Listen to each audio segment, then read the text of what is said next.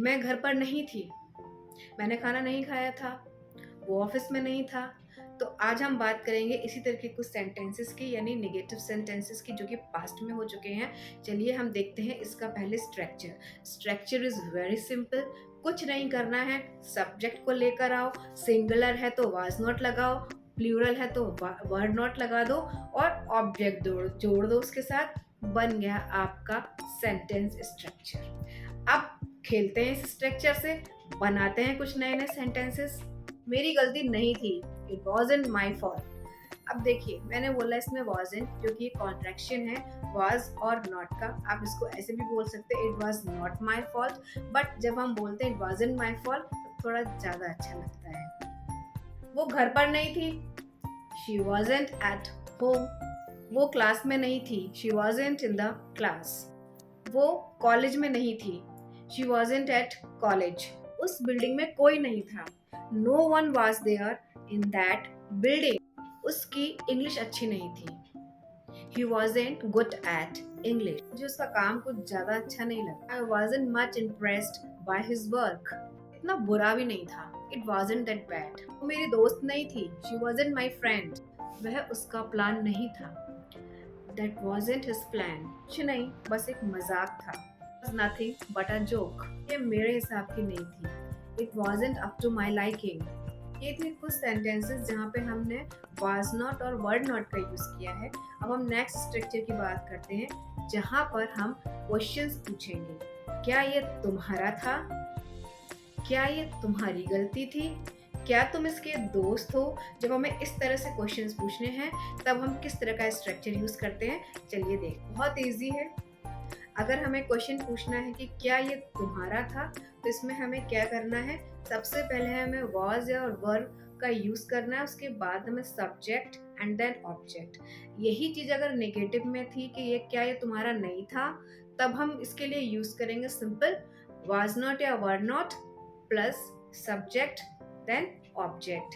तो चलिए अब करते हैं कुछ प्रैक्टिस। वह बहुत ट्रैफिक था, Was there a lot of traffic? क्या घर बहुत गंदा था? Was the house very dirty? क्या राधिका नाराज थी? Was Radhika annoyed? क्या वो विश्वास के लायक था? Was he trustworthy? क्या तुम्हें चोट लगी थी? Were you hurt? क्या उसका व्यवहार तुम्हारे साथ अच्छा था? Was she good to you? क्या तुम्हारी गलती नहीं थी? Wasn't it your fault?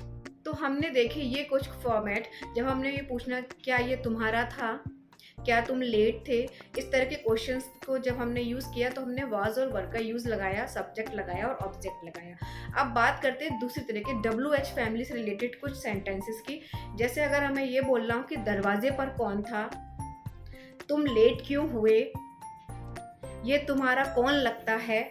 हम इस तरह के सेंटेंसेस को इंग्लिश में फ्रेम करेंगे तो इसका सेंटेंस स्ट्रक्चर होगा WH फैमिली, यानी कि जैसे व्हाट, वेयर, वाई, इस तरह के हम सबसे पहले इसको लगाएंगे, WH फैमिली क्वेश्चन फॉर्म को लगाएंगे, फिर हम लगाएंगे वाज और वर, इसके बाद हम सब्जेक्ट का यूज करेंगे और फिर हम यूज करेंगे ऑब्जेक्ट का। सेम प्रोसेस जाता है नेगेटिव में।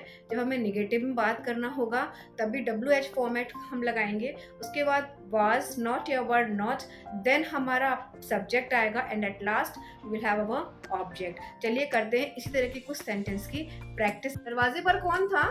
Who was at the door? कहाँ था? Where was he? हमारा दिन कैसा था? How was your day? कितने लोग थे? What was the head count? आवाज कैसी थी? What was that noise? वो उदास क्यों थी?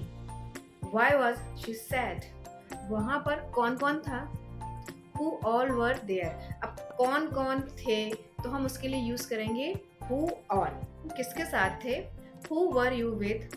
तो ये थे कुछ सेंटेंसेस जहां पर हमने WH फैमिली के फॉर्मेट को यूज किया है वाज और वर्ड के साथ। आई होप आपको ये वीडियो बहुत पसंद आया होगा, और अगर वीडियो पसंद आया देन प्लीज़ लाइक इट, और अगर अभी तक चैनल को सब्सक्राइब नहीं किया है तो please subscribe my channel learn English with मेहा।